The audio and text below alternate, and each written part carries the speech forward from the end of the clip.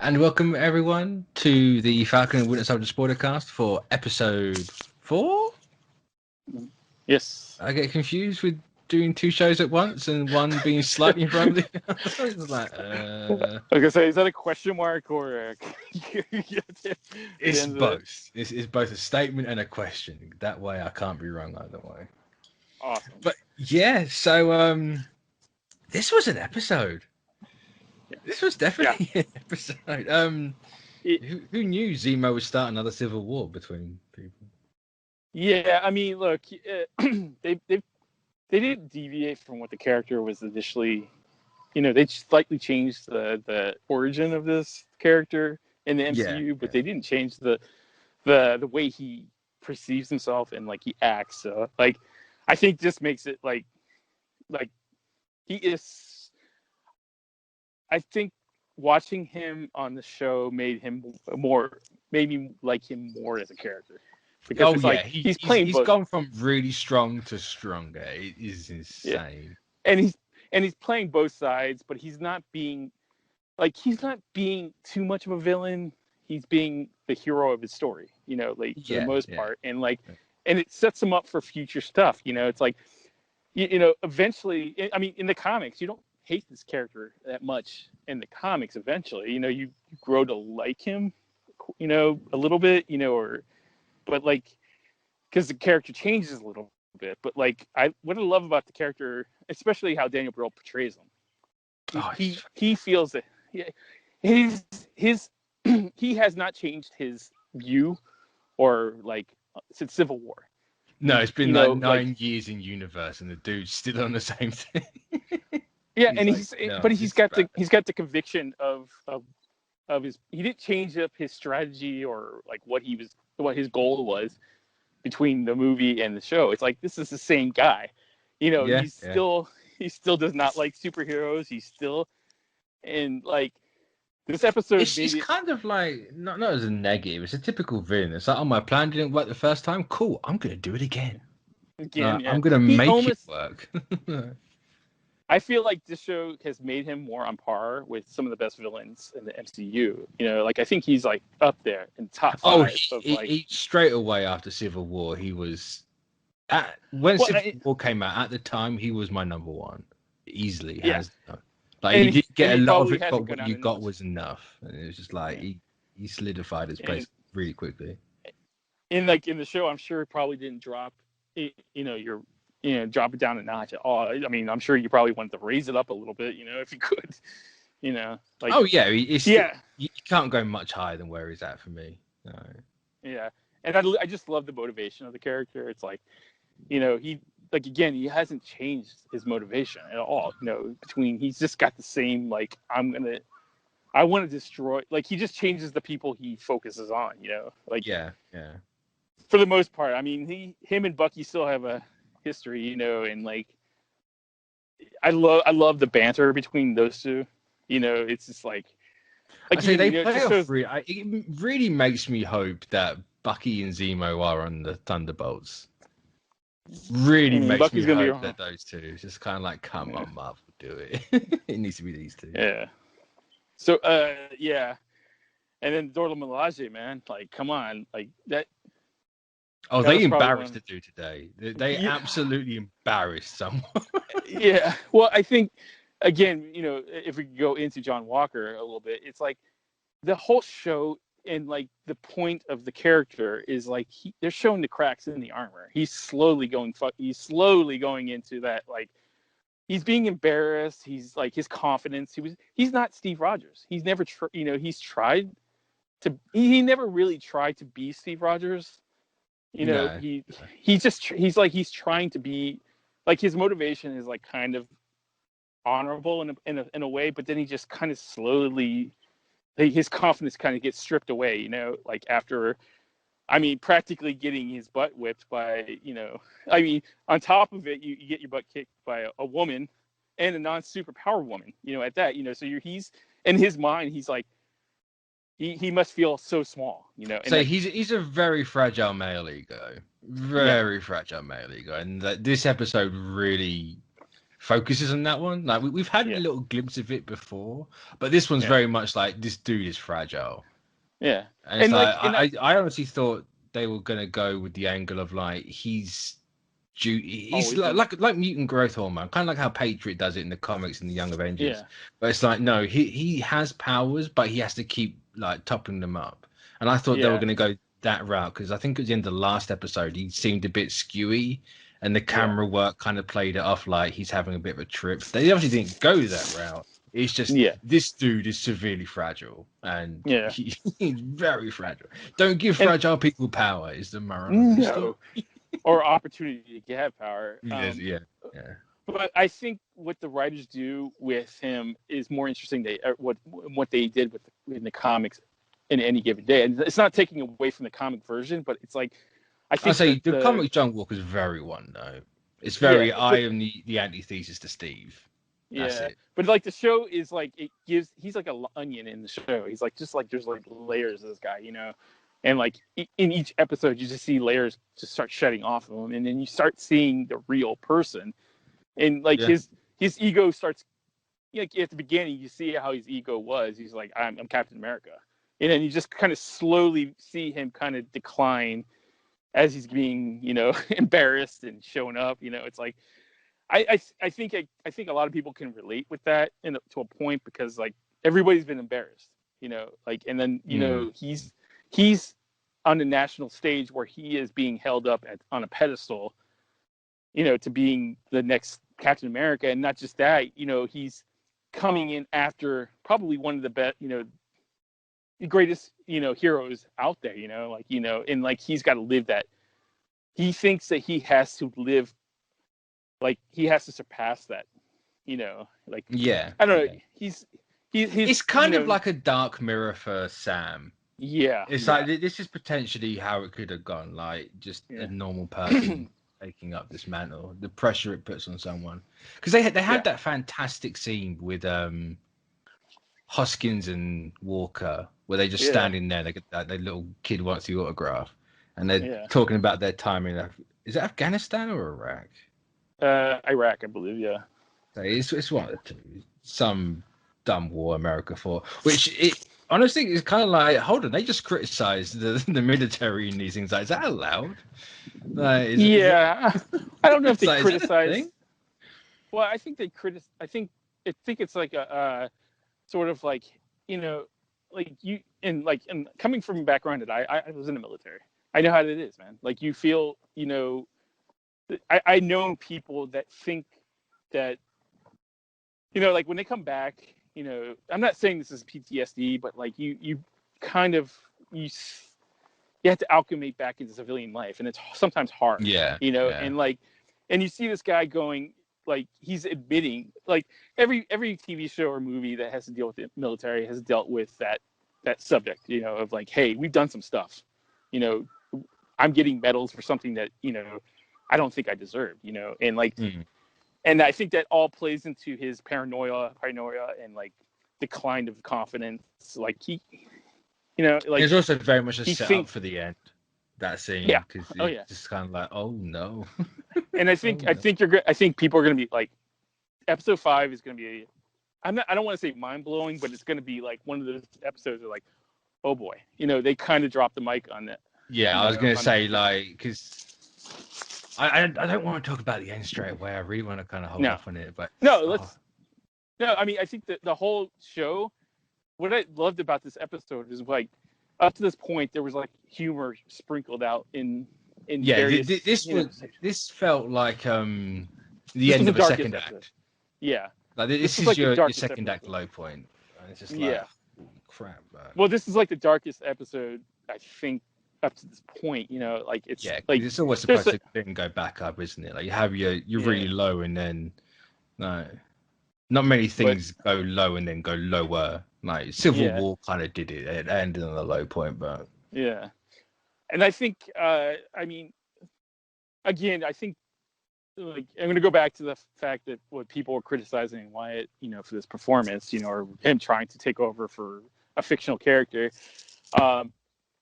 He plays this character to a T. Like he makes me believe that this guy is on a very, very, he's on a razor thin wire at this point, you know, and his mentality, you know, he's just, and then when you add that the option of injecting yourself with let's face it, this isn't the serum that Steve took.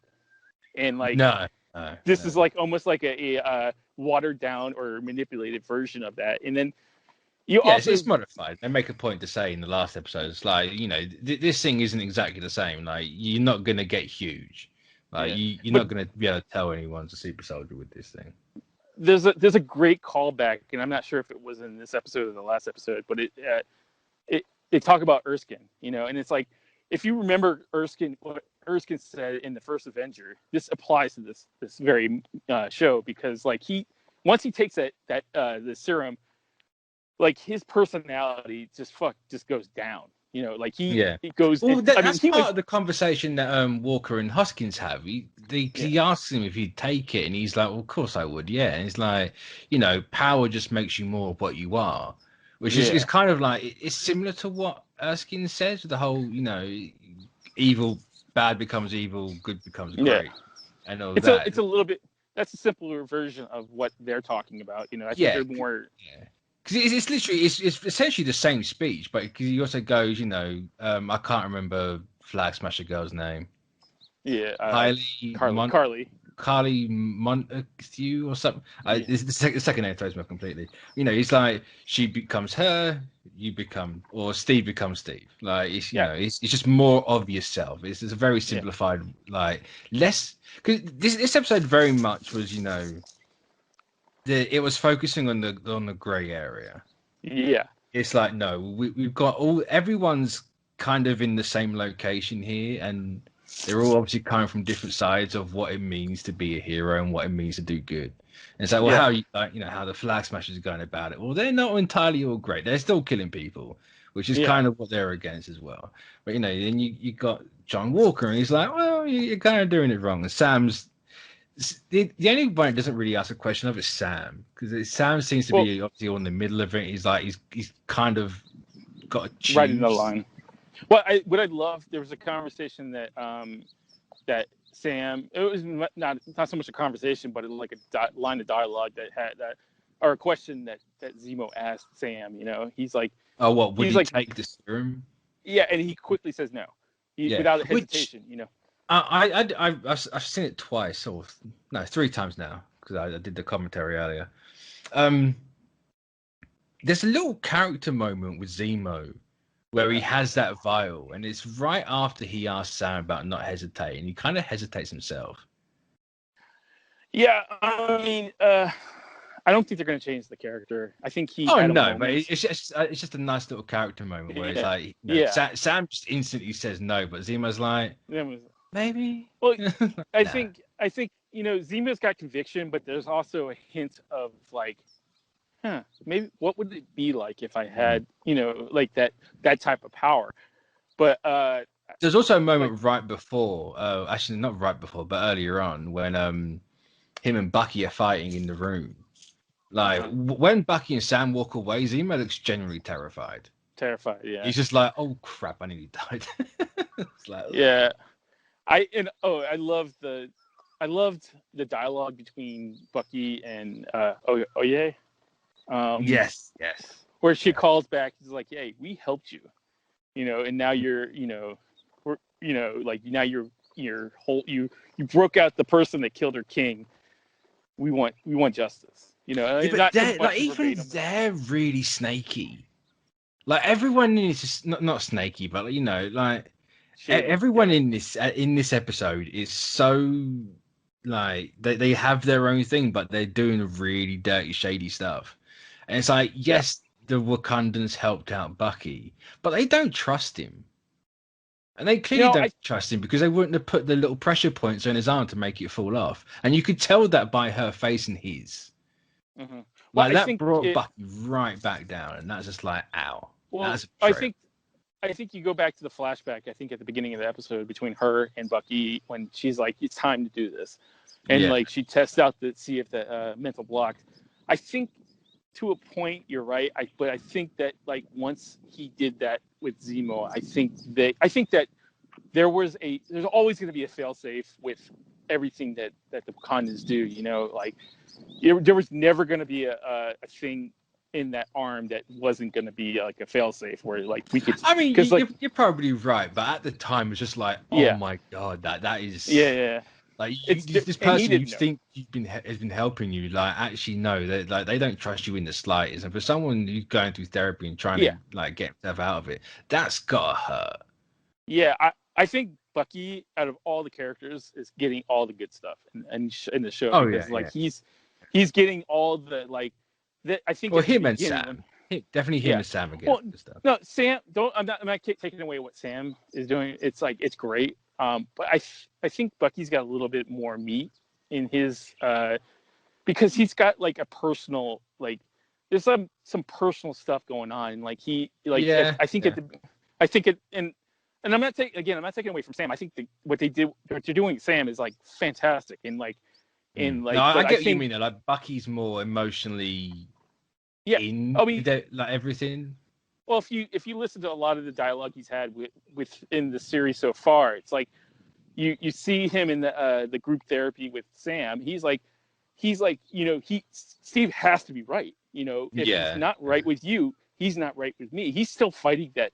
Like the failsafe of the Winter Soldier program is gone, but the emotional scars are still there. You know, and like he's still dealing with that, and he'll still be dealing with that for years. You know, like a lot of stuff is never going to go away, you know, and like, I love the beginning of the episode between him and her and Oye. I can never pronounce that word, her name. No, I can never pronounce. No, I always feel bad that I can't because it's just 3 bloody letters. And I'm like, I just can't. My brain does not retain how to pronounce. Well, I have a lizard brain, so it's like, you know, it's very simple, but like that very short scene between the two, and he started crying. It's like, man, you feel that because he is truly happy that he is now kind of he's free of the shackles of this programming. He's got some semblance of freedom. It was nice as well because that's the first time Sebastian Stan has had a chance to act since the first Avenger.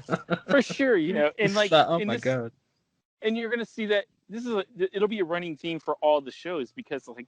This is the time that these characters can kind of grow and like fleshed out. And, like you could, it's going to be the same with like Don Cheadle. You're going to see a lot of that. Like he's a great actor. Wait for that series. Oh, and he's a great actor. And like what that show is dealing with, it's going to be very emotional to him, you know? And like, but like, you know, getting back to the Falcon and Winter Soldier, it's like, there's so many layers to the show, you know, like you got the misappropriation of power, you know, theme, you know, with the government, and like, and Carly's got a compelling argument, you know, like she's absolutely correct, you know, like once these people get back in power, they do the same thing, you know, they muck up everybody below them, you know, and it's like and like I feel like Sam is like writing that line where he's like, there's a way to stop this and like make this work, but deep down inside, he's got to realize it, you know, and like,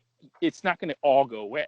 You know, you may solve this one little problem, but like the bigger problem is always going to be there. And like, it's kind of like a running theme with the Captain America, you know, the movies and shows. Like you see Winter Soldier, it's that same very theme. It's like the government you can't trust.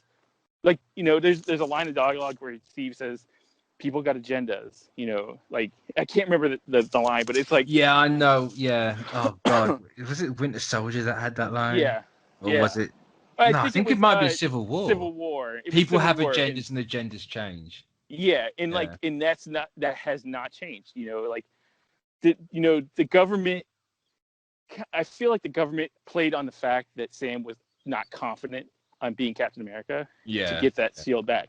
And like they played him to a point, you know, like deep down inside, he wasn't confident that he was able to live up to, like he was living up to what Steve did, you know, and like that the shield is, I feel like, you know, by the end of the series, he's going to realize that he is going to be doing his own thing. And he's going to make his own legacy. Yeah. You know, that was very much kind of what the episode felt like it was setting up. It's like, look, you got all these different points of view and different approaches to how you do the right thing. Like no matter what you think is right, someone's always going to think you're wrong. One man's terrorist is another man's freedom fighter. So you just got to do your own thing and go about it that way. You can't pander to anyone. And I love the idea that like nobody's wrong in this situation. It's just the way that they're approaching the situation and the goal. You know, like I'm not saying John Walker is 100% correct, but he's not wrong. You know, he wants to be the best. I was going to say, despite a few things and one glaringly bad thing, he's not doing anything bad. He's just not. Well, I think his biggest fault is he's not Steve, and he's trying to be Steve. It's just like, exactly, okay. and that's the character, how the character is written. You know, he's his own worst enemy when it comes to this. You know, he's trying to play up to what Steve left. You know, and like he is not the thing is like he doesn't need to do that. He just needs to do the best he can. You know, make the right decisions. You know. I say, like, with the fight with Dora Milaje, where he gets absolutely embarrassed, like he gets slapped about like a poor guy. And like it's like you feel bad for him a little bit. You do feel bad for him a little bit, but you can tell that he's scared. It's like they weren't even super soldiers, and it's like that shouldn't matter. You're Captain America, for God's sake. Like, Steve was a super soldier in the day. He didn't care what he went up against. Like, yes, he was scared. He's, you hide that. You do what you got to do. Yeah. Well, it's almost like, and I want to use parallels to like Star Wars. It's like when the Force, it's like either you're a Sith or a what is it? Jedi. Jedi, yeah. But like it like a Sith becomes a Sith because he plays into the fears of himself and like his doubt, and like you see that John Walker thinks he's inadequate, and like after that fight he absolutely believes he's inadequate to do that, and he feels that he needs to be more suitably enhanced, and that's why. But like the problem is like that serum is not pure. Like it's not a pure. It's not the version. Good stuff. It's a knockoff. Yeah. It's an Indonesian island knockoff, is what it is. Yeah, it's like getting a Nike thing, but that's a knockoff Nike, shoe, because the stitching is all over. It's got like place. a little accent over the E or the I. It's just like, it's like Nike. But what I think the writers are doing is like the serum is playing into the feet. Like, I'm not saying the serum is like, like conscious or anything like that, but like it's taking his fear and paranoia and amplifying it. It escalates the biggest parts of you. Yeah, and like he obviously is scared to fail at this, and like that turns into anger, like very frustration, and like and you can see it in his face, like it's kind of, like I think it's starting to take effect, like it's taking that already angry, frustrated person and just turning that dial to 11. Yeah. And like, and it's, I feel bad for the character because it's like the motivation is kind of pure in a way because he wants to just do the good job. He's an everyman. Despite all like the 3 medals of excellence and all this stuff, like he's just a guy. He's just a dude.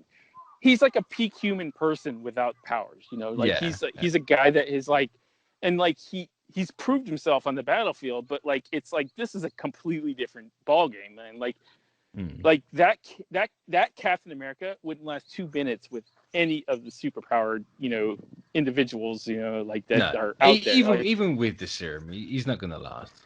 Because you look at Sam, and like I think he also you could tell he looked at Sam in that Dora Milaje fight. Like Sam, he doesn't. Like, he's gonna hold his own. Like he's still going toe to toe with super soldiers. It doesn't matter how strong you are; it's how you use it. Yeah. I mean, like I think he's proved himself in battle. I mean, if you look at Endgame, and like that would make me poop my pants. Even if I was a hardened Navy SEAL soldier, like highly decorated, you're facing like space monkeys and like You know, so you've got this rabid like, space flying. dog. You've got this 8-foot purple grape. Like, I ain't going near that. but the fundamental difference between Sam and Walker is like Sam knows he's at peace with the fact that it might not, he might not survive, but he doesn't care. He wants to. He's also got experience.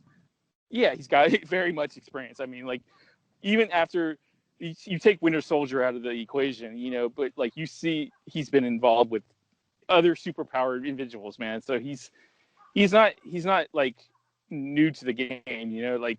I would feel like John Walker wouldn't know what to do if he was fighting Ant-Man. Like he would be kind of like, what the, I mean, the first thing, my instinct would be to sit down. I ain't risking that. Yeah, I'm putting a dark side. I'm putting up a chair. I'm sitting down. He's almost the prototypical, and like I can say this, like he's the prototypical like soldier. He's like. He doesn't want to admit that he's out of his depth, but he is completely out of his depth. Yeah. Like even with these like very common, and I'm not saying common, like Carly, like she's a super soldier, but like she's not like Thanos or anything like that. Yeah. She's just like something that can be. He could hurt these people, and like, but like he seems like he doesn't have the confidence, or lacks the confidence to, I don't know, to take, to fight these people toe to toe. He's almost scared in a way.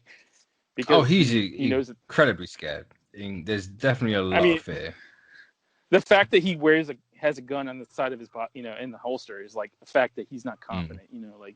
Well, speaking of that gun, like this episode, it's obviously intentional because there's no way you do it otherwise. There's a lot of Winter Soldier and Civil War music scores. In this, and a lot of it's with Zemo, and a lot of it is always played when it's Walker, like in the fight where he gets embarrassed, the end theme where Steve beats Iron Man and he walks away, that one specific bit, it's kind of out throughout the movie, but like that one specific moment is just playing constantly. It's just like, oh, this is bad. No. Yeah. Well, I think Armin said as well, when he's on the stairs, there's the Lumerian star that he opened the Winter Soldier plane. It's just like, well, I think they're doing that intentionally to like bring about, because like there's a lot of themes that are shared with Winter Soldier in the show. Like the government thing, super soldier thing. It's definitely very much like, obviously it's sharing the same tone as those two movies, but this one is kind of like, no, like we're kind of doing similar things, and there's a lot of imagery. Hoskins and Walker barge through somewhere and they're both pointing guns, and it's identical to how Steve and Bucky do it. Bucky did, yeah. And it's just like, I see what you do. I get you. I see it. I think when I was talking with Spellman one time, and like he used a lot of the he was using the intention. He's using these images intentionally from both those movies to mirror the fact that this is kind of like, like this is a new Captain America and Bucky, and like essentially Battlestar is Bucky, like in a term, but like he's like, it's sort of like a mirroring of those movies and the actions. I'll say the actions, a lot of stairs. Captain America, Daredevil has hallways, Cap has stairs. It's always a staircase. I ain't complaining because the stairs make an interesting fight, but there's a lot of stairs with Captain America. Yeah, but where do you want to go next on this? Because it's like let's go to the end. Let's go to where Paul Lamar is concaved in, like, ow. Yeah. That guy did not deserve to go out that way. I was watching it with my mother. A little overreaction. Like, it's like he should be dead. It's like he is dead. It's like, he's dead. Yeah. He's dead.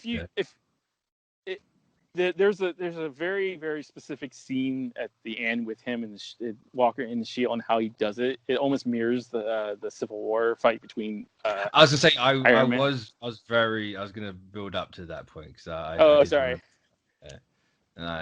So I wanted to say about how the reason why Walker turns is obviously it's a callback to when they're talking about what happened when they're like seeing action and all that.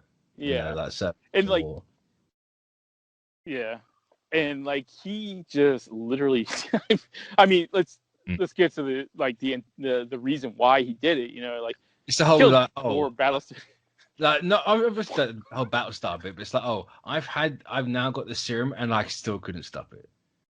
Yep. It's like that dude's like that last straw just got snapped. And it's just like no, what? Someone has to die for this. Like I'm not leaving here without someone dying.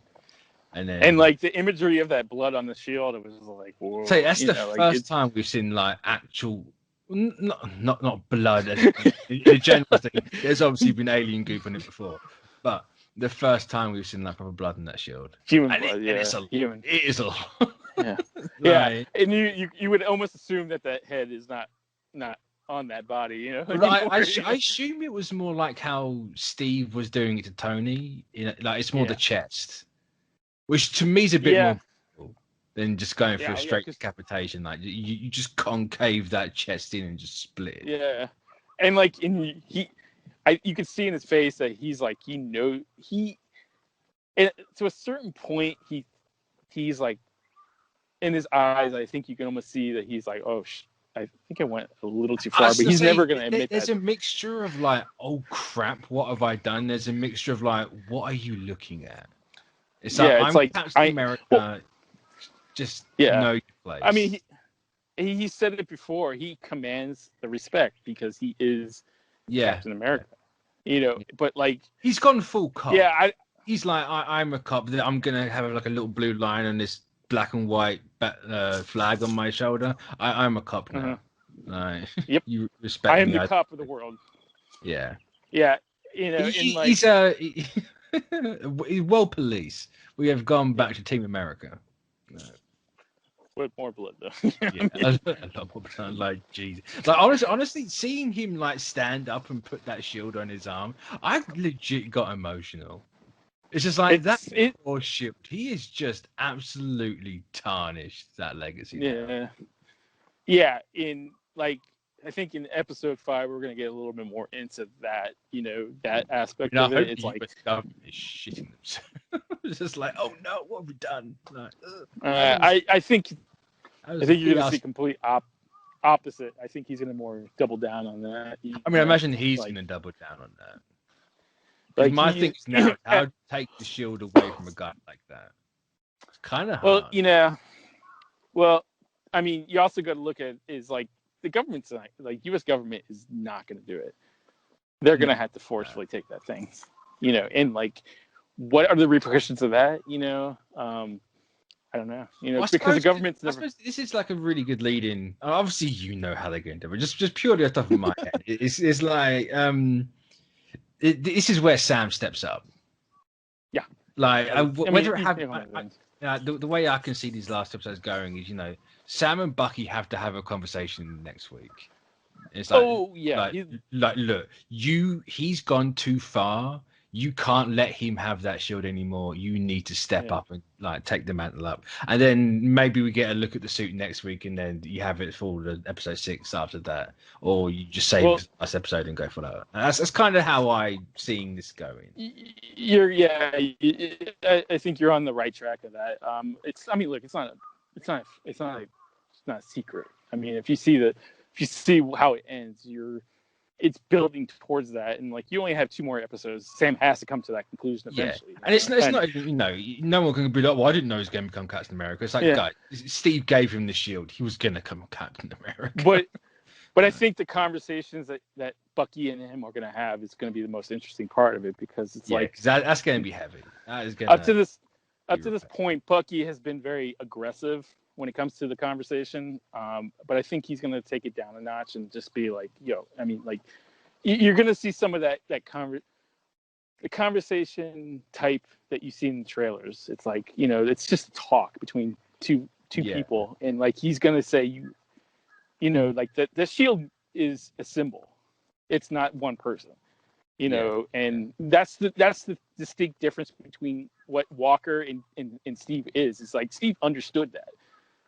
He understood that aspect of it. Walker thinks that, is the complete opposite of that, and like he's the extreme, the other end of the spectrum when it comes to that. He's the guy that will always cross that line. He's like, I'm a soldier, I gotta do what needs to be done. He's like, he's never gonna think about it outside of the box.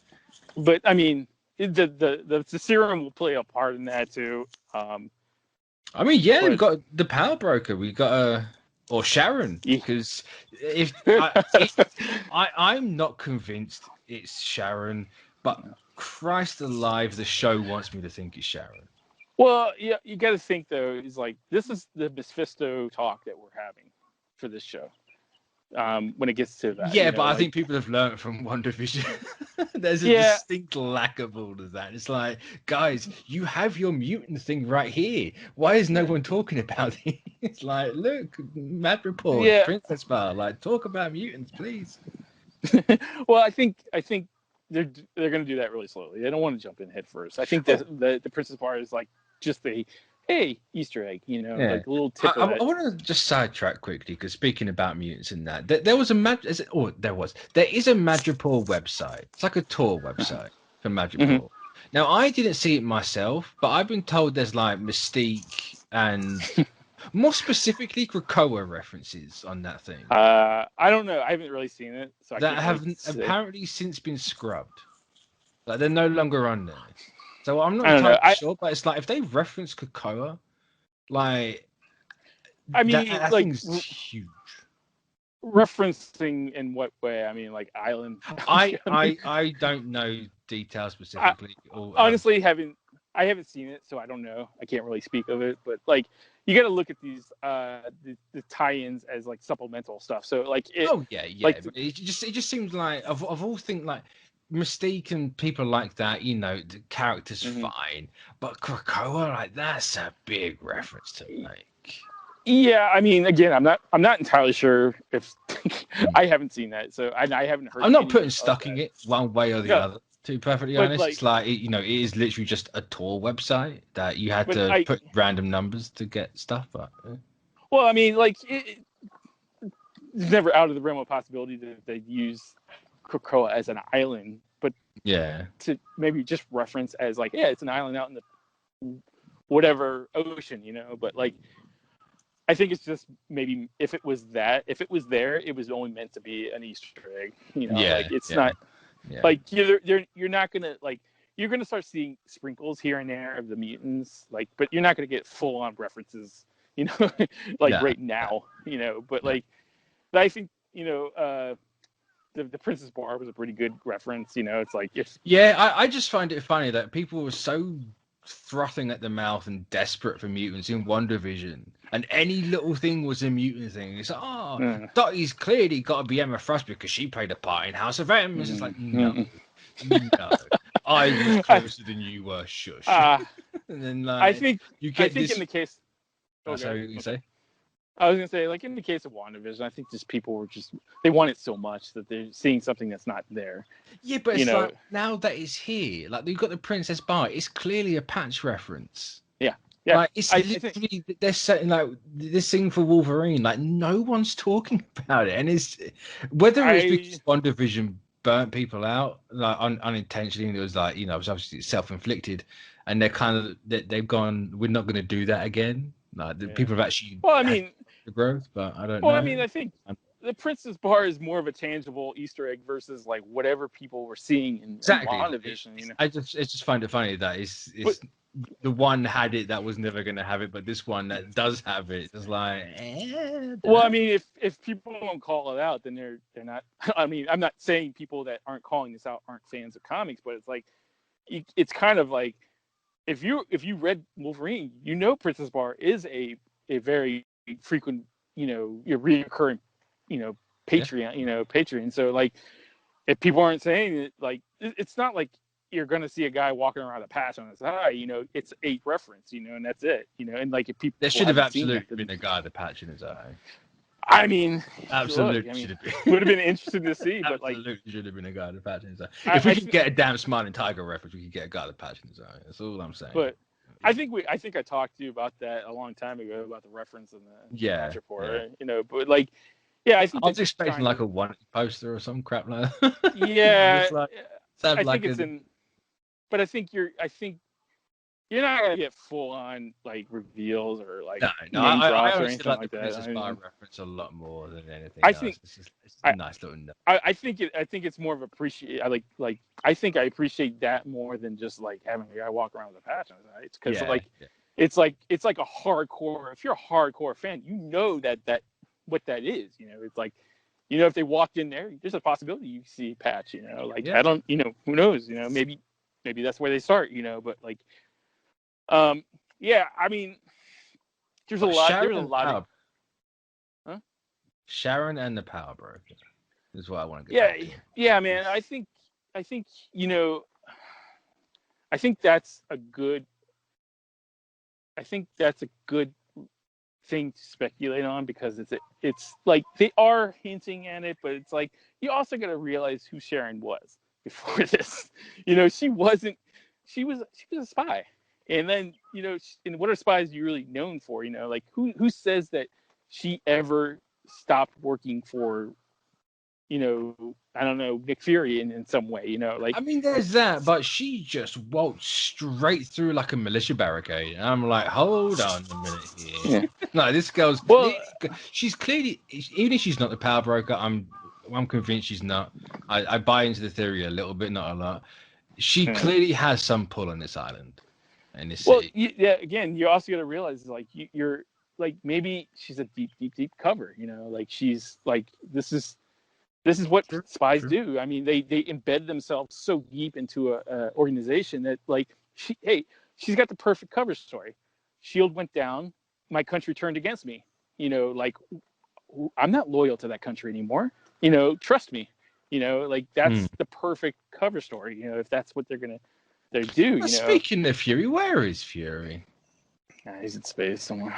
Oh, he is, isn't he? Yeah, I was about to say, I wonder if they're going to go a complete left turn. It's all going to be Nick Fury, but the doy, he's in space. No, well, I mean, you can question where this lies in the continuity, but like maybe it was an LMD up in space. I mean, look, we're going to go that route finally. We're going to do Nick Fury right. No, LMD in space, or even LMD on the ground, Nick Fury in space. I kind of appreciate that they're not doing that though, in a way, because it's I do. But at the same time, it's kind of like, come on. Yeah, I mean, well, you also might realize is like, at this point in time, if this runs into where he's at in space, it's like he's dealing with a lot more hairier problems, But if you're gonna have a secret invasion, 20 super soldiers is not a bad thing to have. Yeah, I mean, it would. Not that you can have 20 now, because Zemo, very rudely stumped on. Conveniently bar one. I mean, it's not out of the realm of possibility that look what Fury did in Winter Soldier. Yeah, he hired Batroc to rob, the Lemari Star, so it's not out of the realm of possibility that someone in that type of power structure is like, hey, we need to get something done because there's something coming that's bigger than us. We need a little bit more help, more Avengers, so he's, I mean, who knows? Maybe this is a test run for what he wanted to do. I don't know. It's all plausible. And but then in the same respect is like, I wouldn't be mad if that wasn't the end result. No. Because I can speculate until the cows come home. I will never buy my own theory. Well, apart from Guthun, I was absolutely convinced in that. I wasn't in that one. I think if that was the case, I think it kind of takes away from what the message of the show is, because like the whole message of the show is like, governments are corrupt, and you put them in power, they will do what they want, and it doesn't matter who gets hurt in the process. If the end result is like Nick Fury is doing this, pulling strings the whole time, it's like, kind of takes away from the message a little bit. I mean, a little bit, but at the same time, it's still that like power corrupts. Yeah. Like, he's still a shady guy in a shady organization. Exactly. You know, it plays both ways too. But like, I don't know. I think what they have in mind for the end, I think people will be satisfied either way, because it's like it doesn't stray far from what the message is, and then like, I mean, I think when it's all said and done, I think people will be like, yeah, that makes sense. You know, I get what I get. Exactly. I think at the end of the day, this one is going to go down a lot better for people than WandaVision did. I'm not knocking WandaVision, but a lot of people got inside their own heads with that show, and they didn't. Yeah. I think, and I don't want to say this because I'm with the company and I do stuff for it, but like, I think WandaVision was a little ahead of its time. I don't think people were ready for that. I think I agree. I completely because it was just like everything up to that point. It was bam, bam, bam, bam, bam. Little story here, bam, bam, bam, bam, bam. With WandaVision, it was a lot of character development. It was like a lot of like, this is a woman struggling with real problems. You know, like I think honestly, WandaVision's biggest enemy was the Fox deal. Yeah. And the only thing people know about Wanda is Magneto. That is literally the biggest thing going against that show. And I think the other end of the problem is like the creators wanted the show to be like one of the shows where you could speculate, but I think it kind of got out of hand, and people just couldn't divorce themselves from like what they were, what they felt needed to happen versus what the storytellers wanted to happen. Twisted words from interviews and people convincing themselves that certain characters had to show up, and it's just like, nah. And I don't want to like, I'm not saying that in like a disrespectful way towards the people and fans, but it's like, it's not untimely. It's not false. You know, people were they were hard to divorce the fact that whatever they were thinking, it didn't happen, so they didn't like the show. And it's like, people admitted that, you know, like that was a lot of the reason why the show didn't click with them, you know. It's like, but it's like, you kind of at some point have to divorce yourself from like what you feel is going to happen versus what they want happening. Yeah, you know, you just got to and it's something that will never stop, because people have been doing this since the dawn of man. It happens in every facet, and it's like, and it's fun. I expect this thing. Yeah, and it's fun to do, and like, and you can't, and like you said, you can't stop it, you know. But like, I think fans need to just take a step back every once in a while and say, all right, you know, I understand that I want this to happen, but you also got to surrender yourself to the story and what the storytellers want to tell. You know, like, if you don't do that, then you're already prejudging it. You know, you're not gonna like it regardless, because it's like, it's not what you want to happen. Just like I always do that. Just like Oh no, that's 100%, because like that plays exactly in the whole theme. It's like people are so like, and it's a bad thing when you start sending the actor death threats. That's a bad thing. But like, having a favorite character and being mad at the character, you know, that's one thing. But then if you take it a step further by blaming the actor or hating the actor or sending death threats to him, that's a different ball of wax. You know, like that's like taking it to the extreme, those people share more in common with Walker than they like to think. Yeah. Or like, you know, it's like, again, you know, like, he is only doing what storytellers are asking him. Like, he's there as a person. He's doing it a little too good for, you know, maybe he's doing it very good. Like, he's doing it very well. He's doing a great job of making you want to hate that character. But like, at the end of the day, you know, like, you kind of have to look, like, he is a sympathetic character in a way, like, in a way, you know, like, he is. Oh yeah, it's a case of he's doing. So I think the signal might be going a bit funky again. Like, sorry. But what was I going to say? Like, I completely lost my train of thought. What was I going? I had something in my head that I thought was quite good, and this is completely gone now. Well, I think some of these other shows are going to have that same problem. I mean, like, I think Ironheart might share some of that problem too, because it's like, like, I think people Ironheart. Oh, Ironheart! This is the Ironheart, and I'm like, no. I was like, is that the guy that plays Solo? Like, what's that? I think that show might actually. Ironheart's going to struggle, yeah. Because it's like, I think people are going to have a hard time divorcing the fact that Tony. I mean, the show might be a little bit more. It might not be as bad if whatever they have planned goes through. I think it might not be as bad as what's going on with Falcon and the Winter Soldier, but you're still going to have that problem.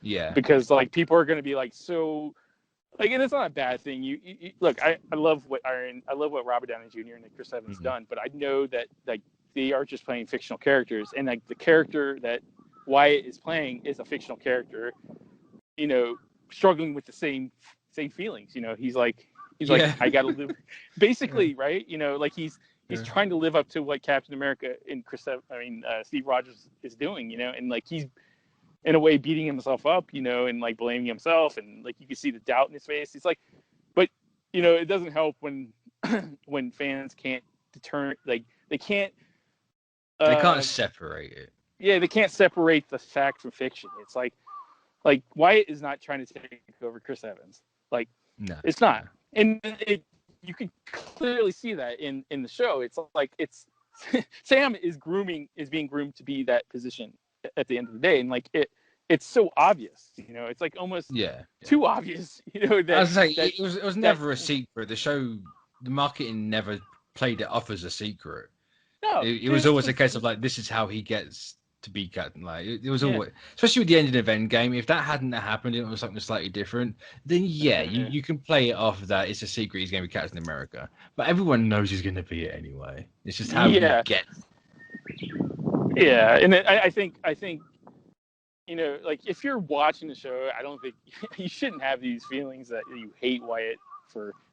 He's doing exactly. He's almost like, in putting in the right wrestlers, words, it's like he's drawing heat from like the crowd, and like sometimes they draw too much heat, and they actually, outside the wrestling thing, they hate this guy because he plays this character way too well, but I think I don't like those types of fans, to be honest with you.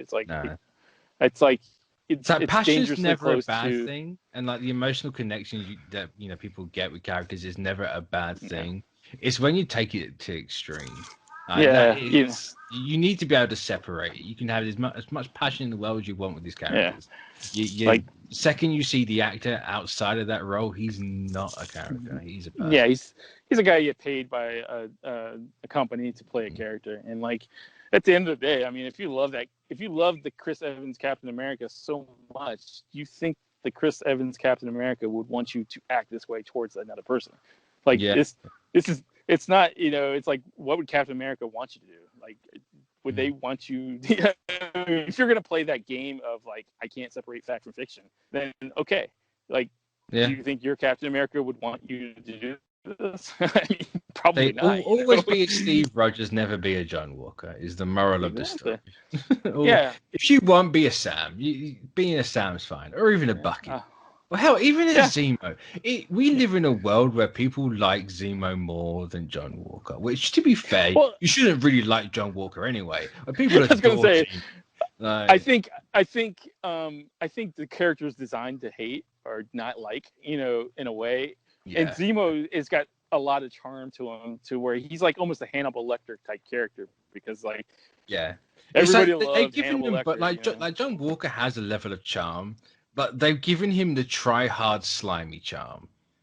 Yeah, he's almost too like it's like he's trying way too hard, and like people know that he's trying way too hard. The character now is playing is trying too hard to live up to something that he can never possibly do.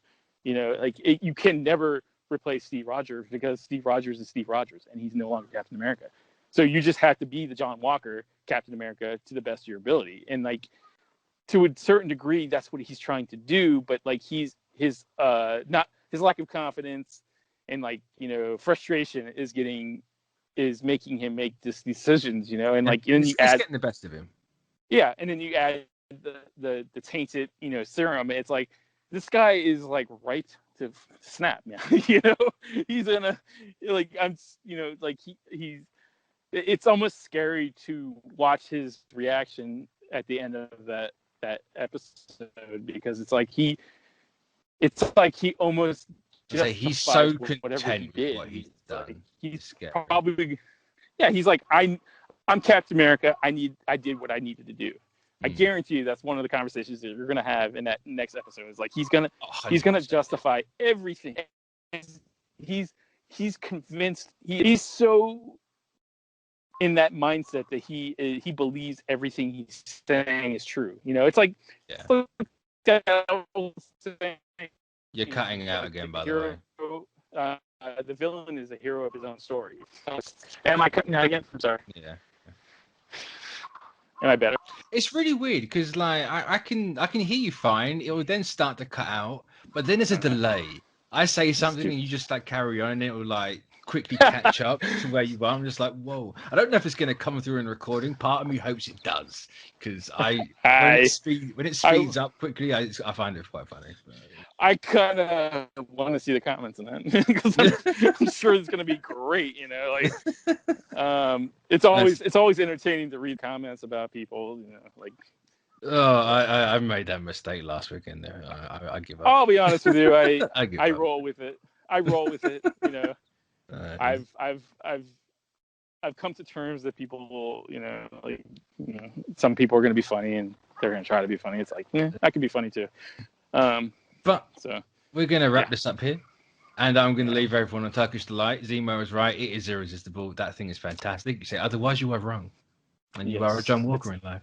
So be a Zemo. They didn't name it Turkish Delight for no reason. No, it is absolutely a delight. And it's I saw that. I was like, God damn it, I haven't got any. I want more. But so, thanks everyone for stopping by, and we'll catch you next week. So, bye-bye. Bye-bye.